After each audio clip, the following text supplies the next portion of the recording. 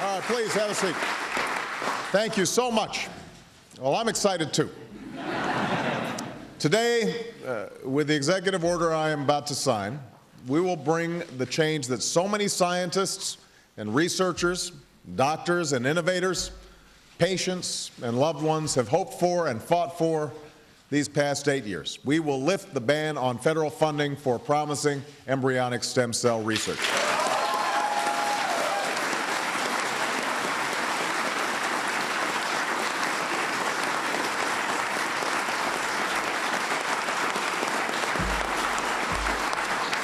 We will also vigorously support scientists who pursue this research.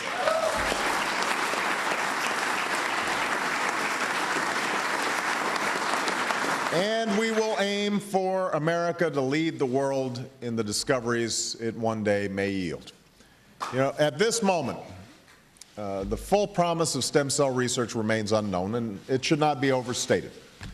But scientists believe these tiny cells may have the potential to help us understand and possibly cure some of our most devastating diseases and conditions, to regenerate a severed spinal cord and lift someone from a wheelchair, to spur insulin production and spare a child from a lifetime of needles, to treat Parkinson's, cancer, heart disease, and others that affect millions of Americans and the people who love them.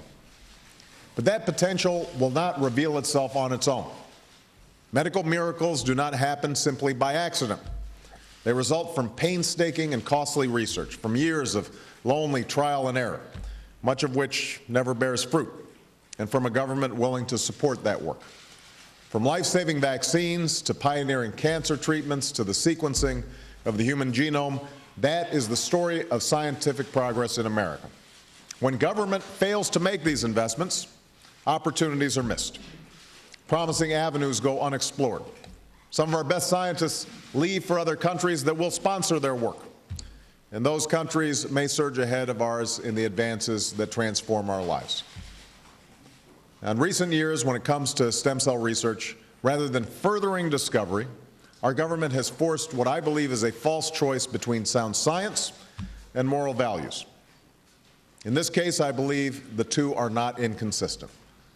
As a person of faith, I believe we are called to care for each other and work to ease human suffering. I believe we have been given the capacity and will to pursue this research, and the humanity and conscience to do so responsibly. It's a difficult and delicate balance, and many thoughtful and decent people are conflicted about or strongly oppose this research. And I understand their concerns, and I believe that we must respect their point of view. But after much discussion, debate, and reflection, the proper course has become clear. The majority of Americans from across the political spectrum and from all backgrounds and beliefs have come to a consensus that we should pursue this research, that the potential it offers is great, and with proper guidelines and strict oversight, the perils can be avoided. That is a conclusion with which I agree. And that is why I'm signing this executive order, and why I hope Congress will act on a bipartisan basis to provide further support for this research.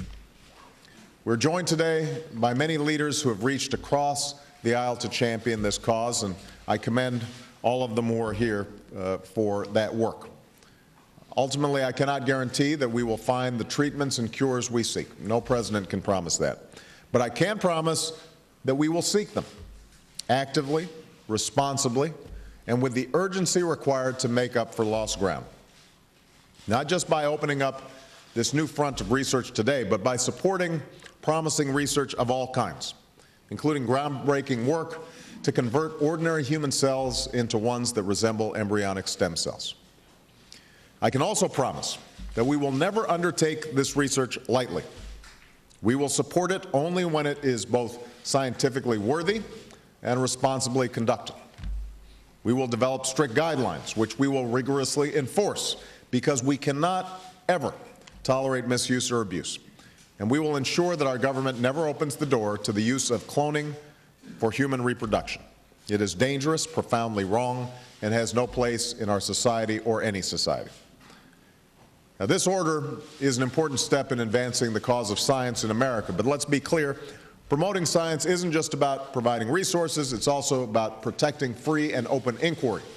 It's about letting scientists, like those who are here today, do their jobs, free from manipulation or coercion, and listening to what they tell us, even when it's inconvenient, especially when it's inconvenient.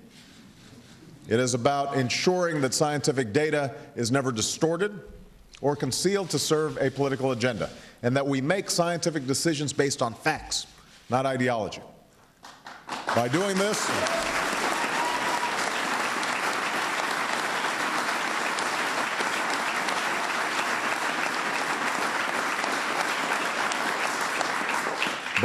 this, we will ensure America's continued global leadership in scientific discoveries and technological breakthroughs. And that is essential not only for our economic prosperity, but for the progress of all humanity.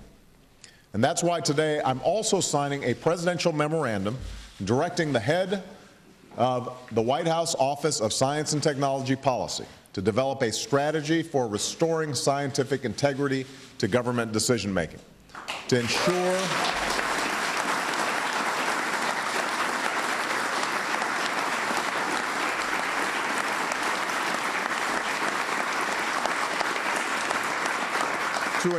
that in this new administration, we base our public policies on the soundest science, that we appoint scientific advisors based on their credentials and experience, not their politics or ideology, and that we are open and honest with the American people about the science behind our decisions. That's how we'll harness the power of science to achieve our goals, to preserve our environment, protect our national security, to create the jobs of the future, and live longer, healthier lives.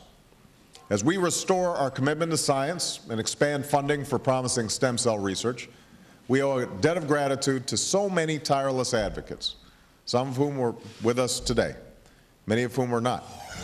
Today we honor all those whose names we don't know, who organized and raised awareness and kept on fighting, even when it was too late for them or for the people they love. And we honor those we know, who used their influence to help others and bring attention to this cause. People like Christopher and Dana Reeve, who we wish could be here to see this moment. You know, one of Christopher's friends recalled that he hung a sign on the wall of the exercise room where he did his grueling regimen of physical therapy, and it read, "For everyone who thought I couldn't do it, for everyone who thought I shouldn't do it, for everyone who said it's impossible, see you at the finish line." Christopher once told a reporter who was interviewing him, if you came back here in 10 years, I expect that I'd walk to the door to greet you. Now, Christopher did not get that chance. But if we pursue this research, maybe one day, maybe not in our lifetime or even in our children's lifetime, but maybe one day, others like Christopher Reeves might. There's no finish line in the work of science. The race is always with us. The urgent work of giving substance to hope and answering those many bedside prayers, of seeking a day when words like terminal and incurable are potentially retired from our vocabulary. Today, using every resource at our disposal, with renewed determination to lead the world in the discoveries of this new century, we rededicate ourselves to this work. So, thank you very much, everybody. Let's go sign this stuff.